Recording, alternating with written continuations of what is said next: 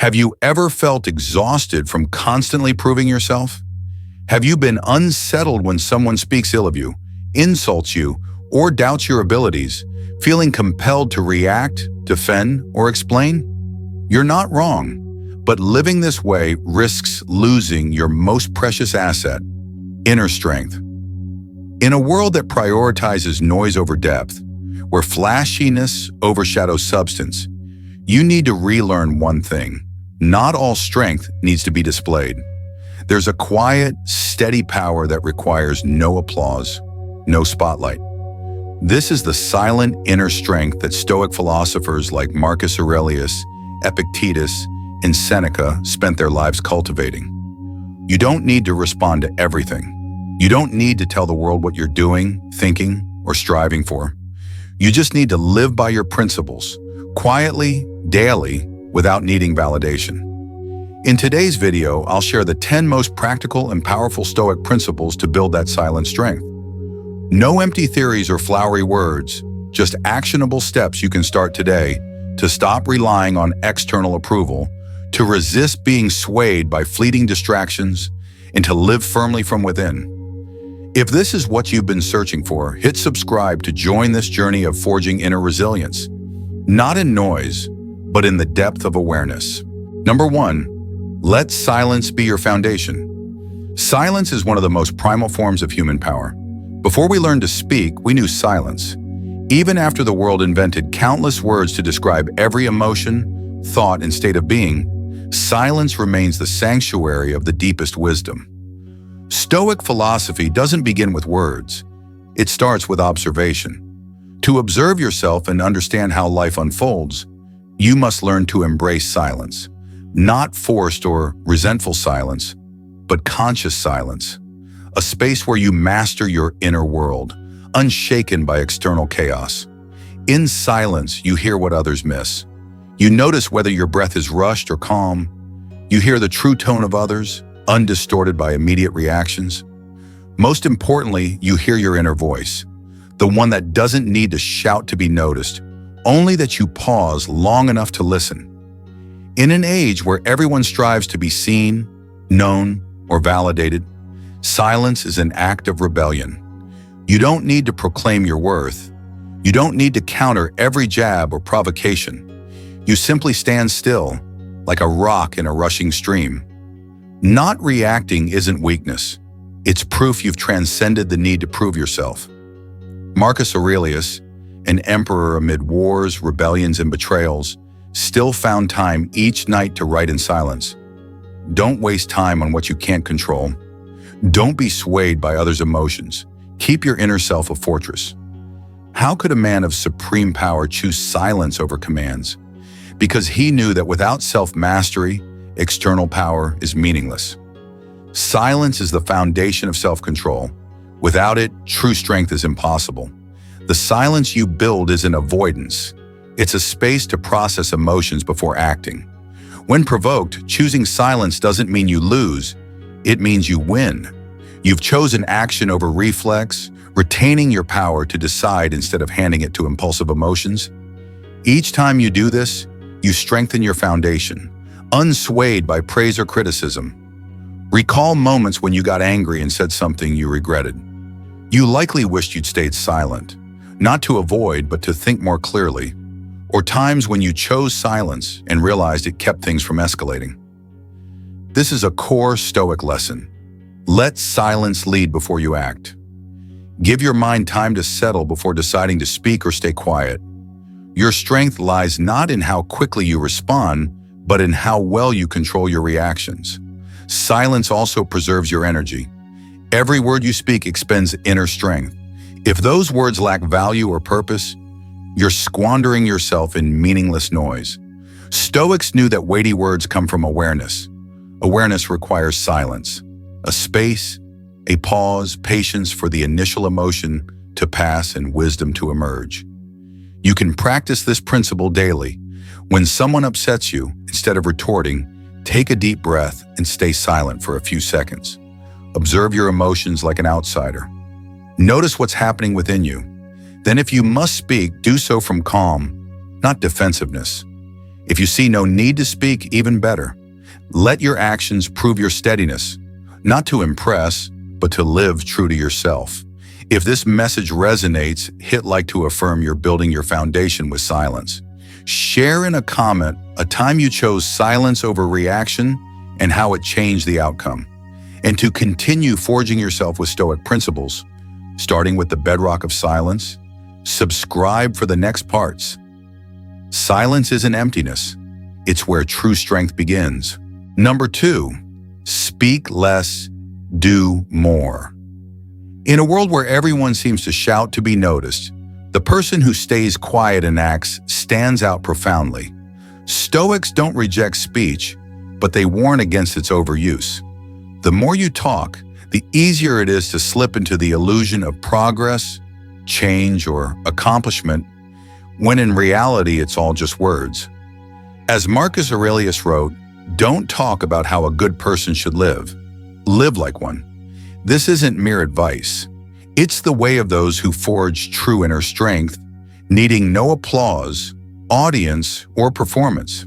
Speaking less and doing more doesn't make you invisible.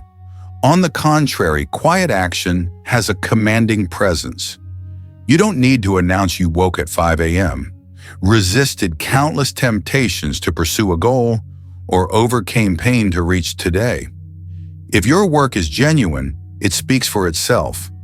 Each steady step creates a ripple, even if you make no noise.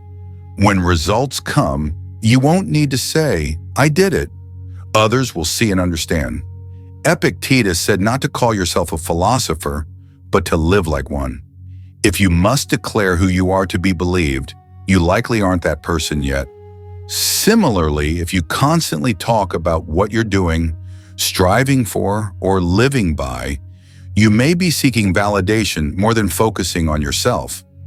Inner strength doesn't come from being seen.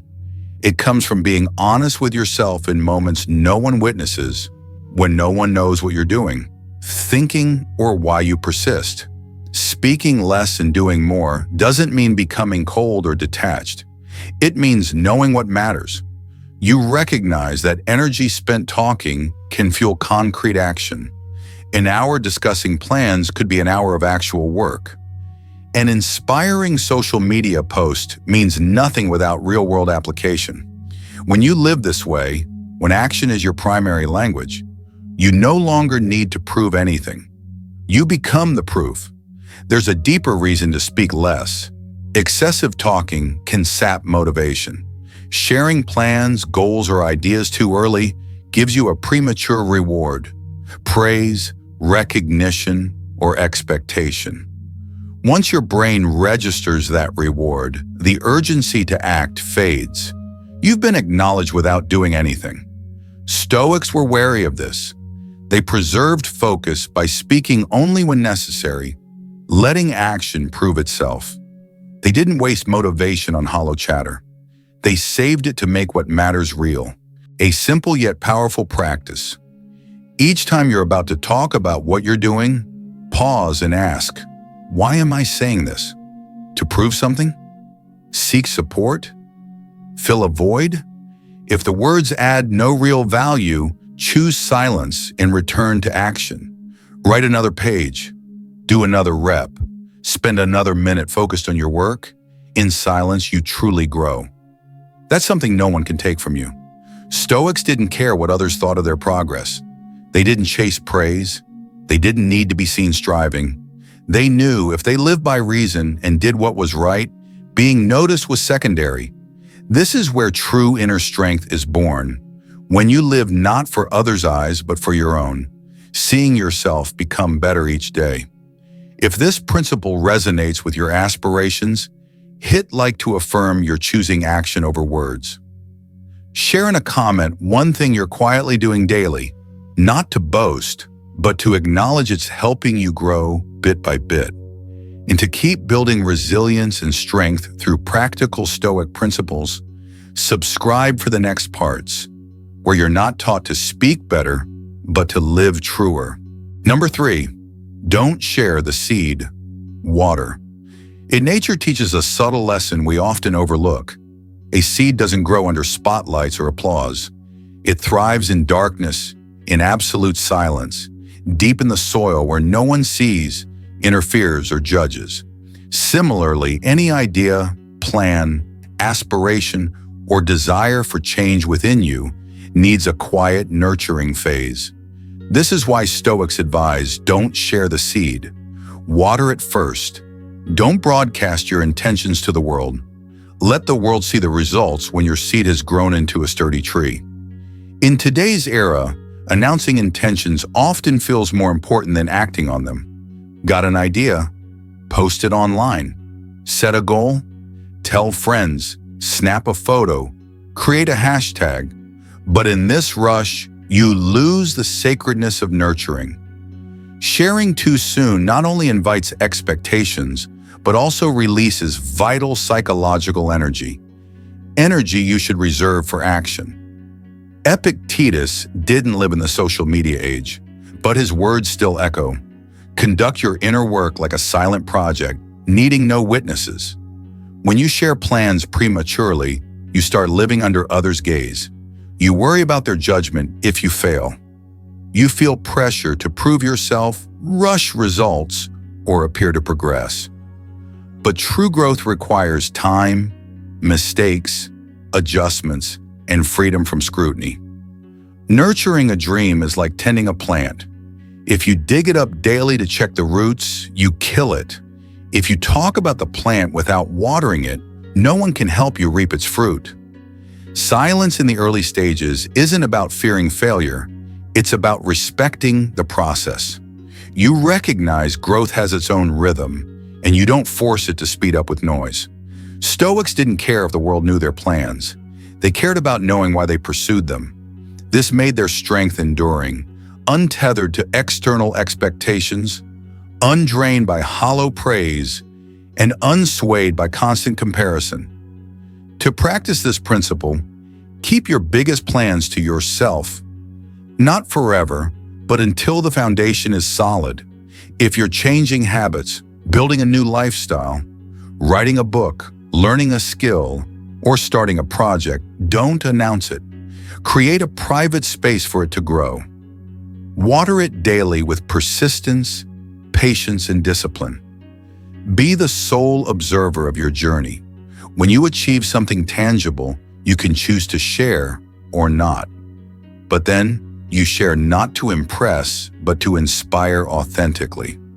Learn to distinguish between sharing for validation and sharing for growth. If you need others to affirm you're on the right path, you don't yet trust yourself. If you share for feedback, choose someone wise and discerning, not a broad audience prone to superficial reactions. Too much noise can disorient you. When your mind is pulled by constant judgment, staying focused on anything meaningful becomes harder. Silence during the germination phase offers another advantage. You can err without shame, experiment without scrutiny, fail without labels. This is the ideal environment for true growth. Stoics didn't fear mistakes. They feared losing the chance to grow by being swept into others' gaze. They knew the most valuable things are often built in darkness, quietly, unshowy, without need for proof. If this principle resonates with your aspirations, hit like to remind yourself, some things should stay private until strong enough to stand. Share in a comment if you're quietly nurturing a seed in your life. And to continue forging resilience, calm, and inner strength with Stoic principles, subscribe for the next parts, where you're not urged to make noise, but guided to water in silence. Number 4, your work is not performance. One of the most insidious mistakes in modern society is turning our work, efforts, and personal growth into a performance. Instead of focusing on doing what's right, we start thinking about how to appear as someone doing right. Instead of living by true values, we subtly adjust our actions to project an image of virtue. This is a major trap in the digital age, where everything can be shared, compared, and judged instantly. But Stoics didn't live this way. They lived as if no one was watching and didn't need anyone to watch. Marcus Aurelius, Rome's supreme emperor, often reminded himself, "Don't act just for praise. Don't do good to be noticed. Don't polish your image more than your essence." He wrote in his journal, "It doesn't matter who's watching, but that you're watching yourself." When you grasp this, you work for its intrinsic value, not for the stage admiration or applause. Performing your work is the fastest way to lose mental freedom. Reflect on your daily actions. Do you exercise for health or for a postable photo? Do you read to learn or to list book titles? Do you learn a skill to grow or to avoid looking inferior? When your motives are tainted by the need to perform, work loses its true meaning. It becomes a burden. Without an audience or spotlight, you may falter or quit because you weren't doing it for yourself from the start. Stoics began from within. They did right even without praise. They upheld principles unseen. They built foundations in darkness, not under spotlights. They knew, only when no one watches do you see your true self clearly. Only by doing good because it's right do you tap into lasting inner strength. If you live for recognition, you're handing control of your mood, motivation, and self-worth to others. So how do you escape the performance mindset? First, be honest with yourself. When starting a task, ask, why am I doing this? Would I do it if no one knew? Would I persist without praise? If the answer is no, reconnect with the essence. What truly matters to you? What would you do daily, unnoticed, uncheered? These answers point to your core values, the only efforts worthy of your energy without an audience. Next, reduce dependence on external feedback. This doesn't mean ignoring others. It means not needing their approval to feel whole. You listen, learn, but don't let anyone define you but yourself. After completing a task, instead of posting or boasting, ask, am I satisfied with how I did this? If so, that's the greatest reward. Others' recognition is nice but not essential to your worth. Consider this. Someone writes a daily journal, unread, unpraised, unknown. Yet they write, reflect, and sharpen their mind. That's true inner strength. Compare this to someone who writes only for readers or likes. The difference isn't the act, it's the motive. Motive determines how far you go. If you act to be seen, you'll stop when eyes turn away. If you act for the path itself, you'll keep going, regardless of onlookers. Build a habit. Each week, do one good thing anonymously. No record, no post, no proof needed, just you and the act. Over time, you'll uncover a profound truth. When you stop performing, you start living authentically.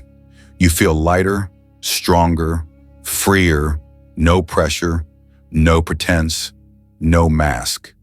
If this principle resonates, hit like to signal you're ready to step off the stage and return to yourself. Share in a comment something you're doing quietly, unknown to others, that feels like a big step for you. And if forging inner strength matters more than impressing others, subscribe for more practical Stoic lessons, where work isn't about performance, but about shaping the real you within. Number 5, anchor your discipline in solitude. Discipline is among the highest virtues Stoics pursued, not as an external armor, but as a deep, quiet, inner resolve forged in moments of solitude. It's not a performance for others, not reliant on supervision, rewards, or punishments. It's your commitment to yourself. Without space for stillness and solitude, discipline remains superficial, crumbling when circumstances shift. Stoics understood that to maintain discipline in a world of temptations and distractions, you need a foundation rooted in quiet. They didn't wait for external inspiration or motivation. They knew that when you sit alone, no applause, no praise, no rewards, and still do what must be done, you're touching the core of true inner strength. Solitude, purposeful aloneness, isn't escape. It's a return to focus, to your inner voice, to work, refine, and persevere. Marcus Aurelius, amid state meetings and wars, carved out time to write in silence. He didn't write for publication, but to remember who he was, to resist being swept away by power, to maintain discipline when the world was chaotic. This was an act of profound self-examination, sitting alone and reflecting. If you can't work diligently alone, you'll always need someone to push, pull, or remind you. That's not self-mastery, a paradox known to the truly disciplined. The more solitary you are, the stronger you become. Not because you don't need others, but because you don't rely on their presence to live your values. When you can study, work, or train alone, you channel all your energy into what matters most, yourself. Free from comparison, unpressured by others' pace, unswayed by the urge to perform. In that space, you find what many chase externally but never grasp, inner unity. If you only stay disciplined under scrutiny, reassess how you build habits. Are you forming them for an audience or for yourself? If you need a nudge, a glance, or praise to do right, your discipline still clings to external conditions. Stoics teach, be your own teacher, become the observer of your actions. Each day, spend time alone asking, did I keep my promises to myself today? Did I do right unseen? Did I defeat procrastination in silence? Solitude isn't the enemy of growth. It's its cradle. Without others' voices, you hear your true inner call. You clarify what matters, what to prioritize. You shed excess, praise, expectations, the need for recognition. Only you and your actions remain. This clarity sustains discipline, unshaken by fleeting emotions. A practical step. Establish a daily solitude discipline hour, perhaps 30 minutes in the morning before others wake, or an evening hour without screens or social media, just you and your chosen task. Writing, reading, learning, training.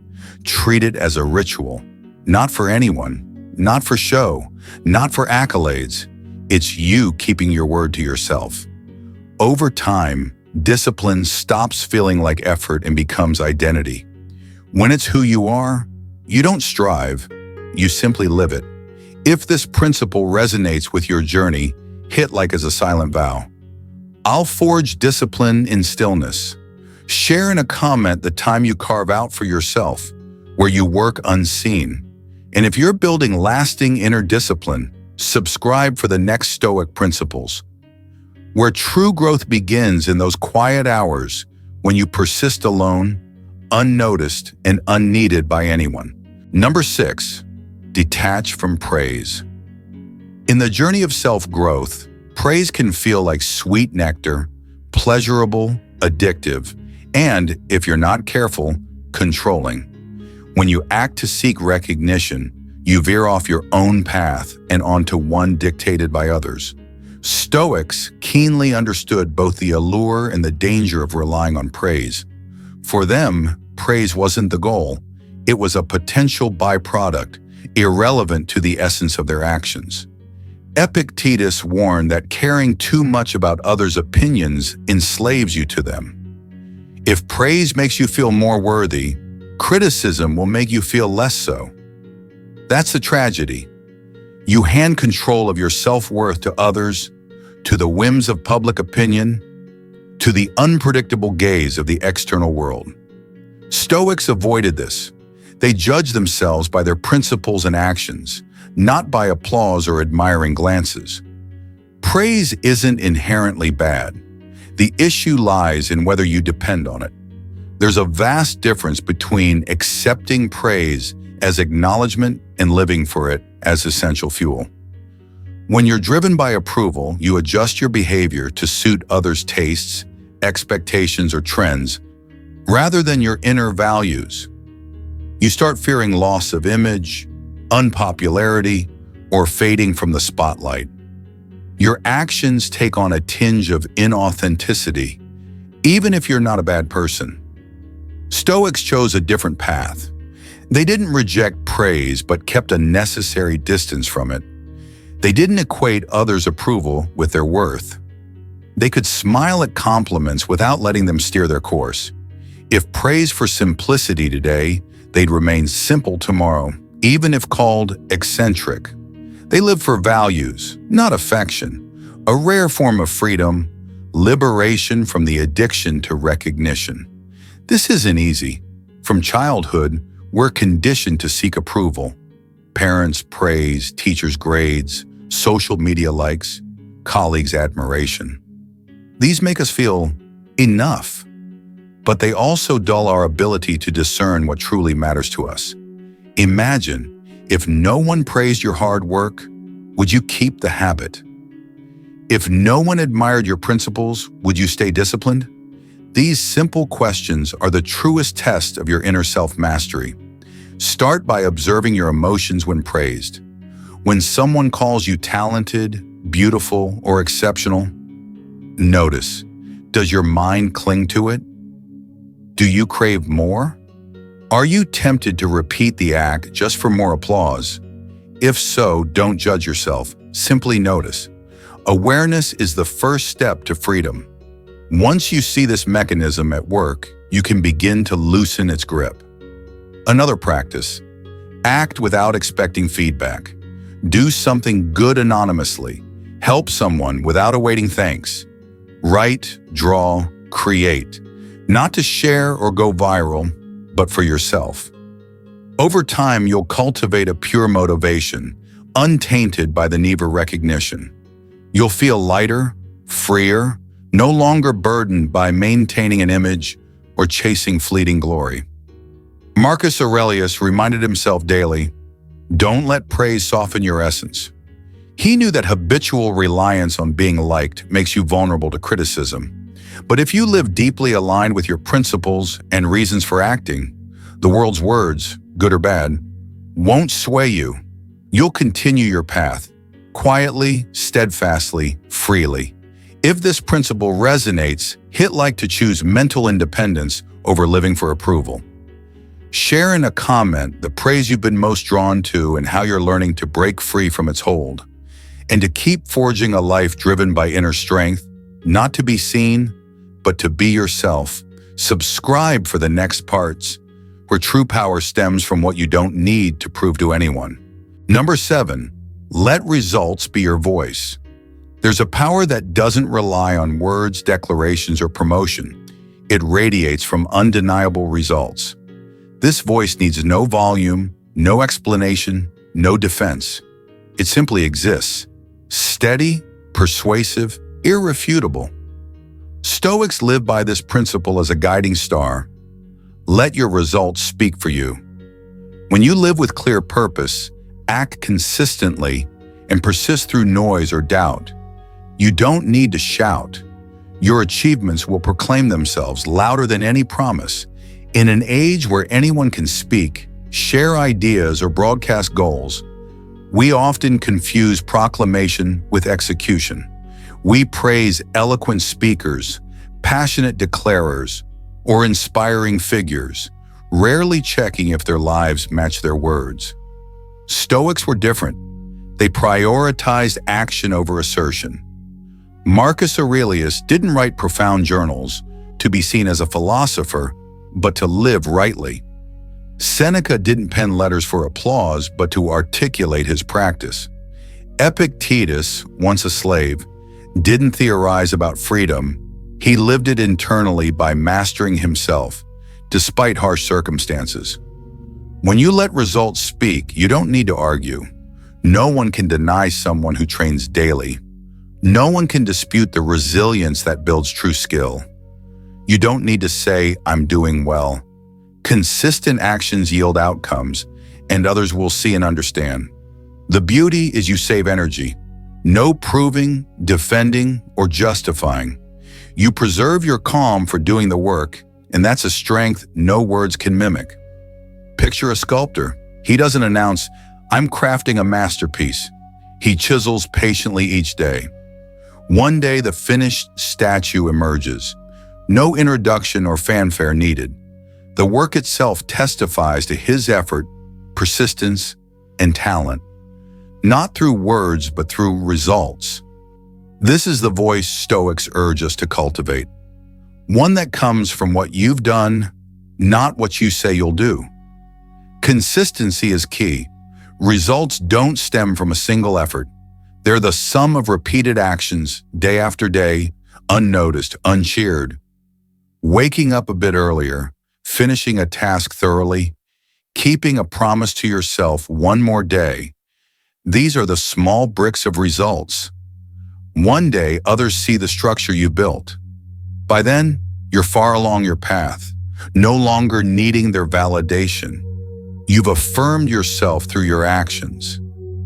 If you're in the early stages with no clear results yet, you can still embody this principle. Instead of talking about your plans, stay silent and focus on each step. Instead of worrying about others' opinions, ask, what did I accomplish today? If it's not enough, do more. If it's solid, keep going. Let your persistence be your voice. One day you'll realize you don't need to introduce yourself or explain your journey. Your results will do it more honestly and clearly than any speech. Remember, results don't always need to be grand to count as a voice. Sometimes it's not losing your temper in a situation that once sparked rage, or sticking to a commitment for 7 days when you used to quit on day 2. Every small step is a statement. Accumulate enough quiet statements and you'll have the loudest voice, the voice of consistency. If this principle aligns with your path, hit like to affirm you choose action over promises. Share in a comment something you're persistently working on, not for praise, but to remind yourself your results are speaking, and to keep building a steady, unshakable life with Stoic principles. Subscribe for the next part, where growth doesn't need declarations, only dedication. Number 8, master your emotions before they master you. You humans are emotional creatures. Joy, sadness, anger, anxiety, excitement, and disappointment sway us moment by moment. Emotions can lift you up or drag you down in seconds. If you don't learn to master them, they'll master you. Stoics understood that true freedom comes not from external circumstances, but from controlling your inner world. No one is truly strong if they're still swept away by sudden anger, vague fears, or nameless frustrations. Mastering emotions isn't about suppressing or denying them. It's about recognizing, understanding, and deliberately guiding your actions rather than reacting blindly. Marcus Aurelius wrote, "The truly strong person stays calm even when the world around them is in chaos." His words reveal that the real enemy isn't the world, but your internal reaction to it. You may not control others' words or circumstances, but you always control one thing: how you respond. That response is the key dividing those who live by instinct from those who live by reason. To master emotions, start by observing them. Most people act instantly when emotions arise, like a conditioned reflex. Stoics practiced pausing. When something sparked anger, they didn't shout or retaliate immediately. They stepped back, noticing their body. My fists are clenched. My face feels hot. My breathing's quick. Then their mind. I'm thinking they insulted me. I feel disrespected. By naming these, they detach from the emotion, preventing it from overwhelming them. Next, label the emotion. Naming it reclaims your control. This is irritation. This is jealousy.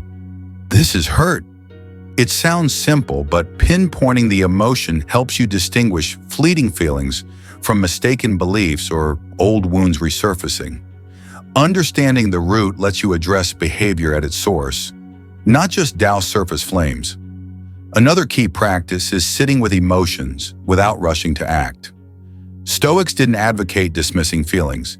They encouraged feeling them fully, but not letting them dictate your words or actions. If angry, sit down. Breathe. Write what's racing through your mind. Don't text, don't speak, don't act until the emotional wave subsides. Actions driven by impulse often require later repair. Emotions are often fueled by the stories you tell yourself.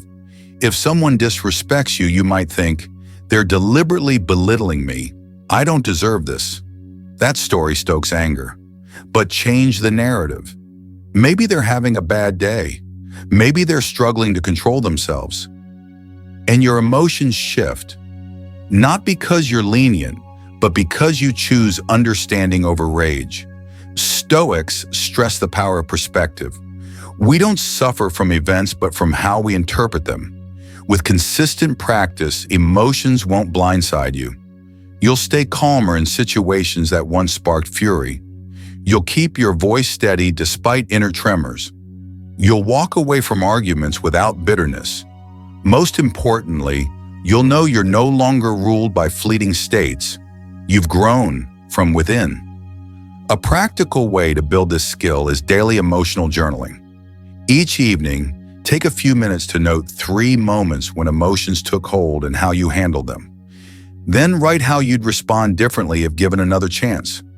Over time, you'll see clear progress. You'll stop fearing your emotions because you'll know how to navigate them. No suppression, no strain, just presence, awareness, and choices aligned with your values. If this principle resonates with your journey, hit like to affirm, you choose to master emotions, not be mastered by them. Share in a comment an emotion that often overwhelms you and what you're doing to face it differently. And to keep forging mental resilience with practical Stoic principles, subscribe to join this journey where you learn to face inner storms with quiet strength. Number 9, no complaints, only adjustments. When faced with hardship, injustice, or disappointment, our natural reflex is to complain. We grumble about the weather, others' behavior, circumstances, or life's big and small frustrations. Complaining feels like a temporary release, as if we're fighting back against unfairness. But in truth, it changes nothing. It doesn't improve the situation, solve the problem, or make you stronger. It only drains energy, traps you in a victim mindset, and fuels a cycle of helplessness. Stoics recognized this early and chose a different path.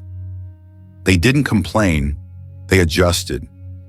Marcus Aurelius wrote that, when you hit an obstacle, don't waste time lamenting it. Ask, what can I do? What's within my control? What's my next step?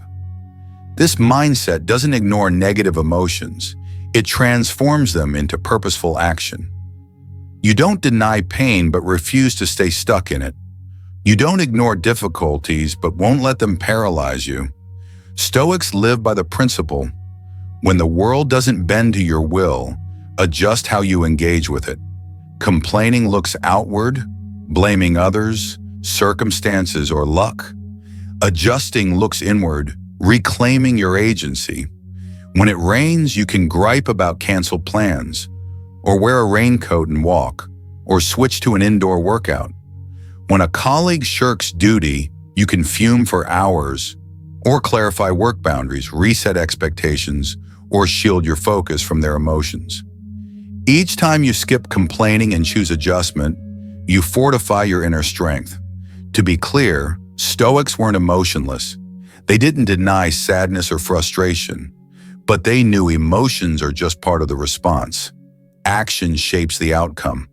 They prioritized observing feelings, then channeling them into solutions. They didn't pen long rants about fate. They drafted new plans.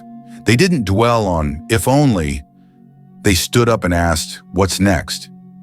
Dropping the habit of complaining frees you from the victim role. Constantly feeling impacted by external forces weakens you daily. But when you say, I can't change others, but I can adjust my response, you take a massive step toward self-mastery. You stop demanding life be easy to be content. You choose peace, even when life isn't ideal. A practical exercise, try a no complaint day. Whenever you're tempted to vent about someone, something, or a situation, pause and ask, can I change this? If yes, what will I do? If not, how will I let it go? At first, it's tough. Complaining is deeply ingrained, but with practice, you'll see you have more options than you thought. Surprisingly, the less you complain, the calmer you feel, with more energy for what truly matters. This no complaints, only adjustments mindset also makes you more reliable to others. No one enjoys a chronic complainer, but people respect those who stay composed, tackle issues, and find solutions. This is quiet, powerful influence. You don't shout or whine, you act, and others notice. That said, sharing struggles healthily isn't the same as complaining. Avoiding complaints doesn't mean bottling everything up or pretending you're fine. You can express challenges to process, learn, or improve, not to blame or spread negativity. The difference is intent. Complainers blame, adjusters seek progress. If this principle aligns with the life you're building, hit like to reject victimhood and claim your agency. Share in a comment a recent moment when you chose adjustment over complaint and how it led to a positive outcome, and to keep learning to live proactively, steadfastly, and resiliently with Stoic principles. Subscribe for the next part, where you learn to adjust yourself rather than demand the world change for you. Number 10, own only what you can control. If there's one core Stoic principle that could transform how you live, think, and respond to the world, it's this. Take full ownership of what you can control and let go of everything else. This isn't just a saying, it's a practical, clear, and profoundly powerful way of life. When you truly embrace it, you step out of victimhood, fear, and misplaced expectations. You become free, not because you control everything, but because you focus only on what lies within your influence. Epictetus was crystal clear.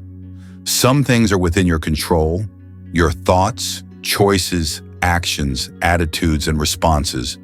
Others are not. The weather, others' opinions, outcomes, recognition, misunderstandings, even health or death. Distinguishing these frees your energy. You stop fretting over what you can't change, fuming at what's beyond your will, or expecting others to act as you wish. In this clarity, you find true ease. Stoics weren't indifferent to the world. They were selective about what they engaged with. They took 100% responsibility for their responses and zero judgment for what they couldn't control. When criticized, they didn't argue back. They reflected on whether they were wrong, and if not, stayed their course. When opportunities slipped away, they didn't dwell. They adjusted, learned, and moved forward. When someone acted poorly, they didn't waste time on anger, as others' behavior isn't theirs to own. They owned only their response, choosing reason, resilience, and agency. It sounds simple, but living this way demands discipline. Human instinct craves control. We want others to understand, love, or treat us fairly. We want plans to unfold perfectly. We want efforts rewarded. We want our work seen. But reality doesn't comply. Some days you do your best and still get misjudged. You treat people well and they don't reciprocate. Plans fail despite careful preparation. If you pour energy into these, you'll burn out, grow disappointed, and lose inner stability. Stoics chose differently. They withdrew energy from the external and invested it in self-adjustment. When things went wrong, they asked, how can I respond in line with my values? What can I learn? How do I act without being led by emotions? This reframes the world as a neutral stage for daily self-refinement, not a threat. Failure becomes a chance to train your mind. Rejection tests your resolve. Betrayal reminds you to fulfill your own duties. The rest isn't yours to control. A powerful practice: draw two columns, label one what I can control and the other what I can't control. When you're anxious, angry, or stressed, write the issue down and place it in one column. If it's in the can't control column, like whether someone likes you, learn to let it go. If it's in the can control column, Like your honesty or effort, hold fast and act. Over time, this builds a habit of living clearly, owning what's yours, releasing what isn't. This doesn't make you cold or detached.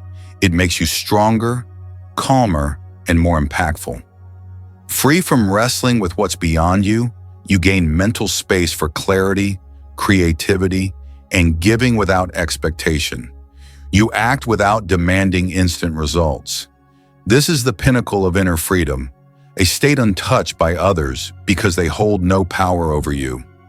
If this principle feels like what you need to live lighter, stronger, and truer, hit like as a quiet declaration.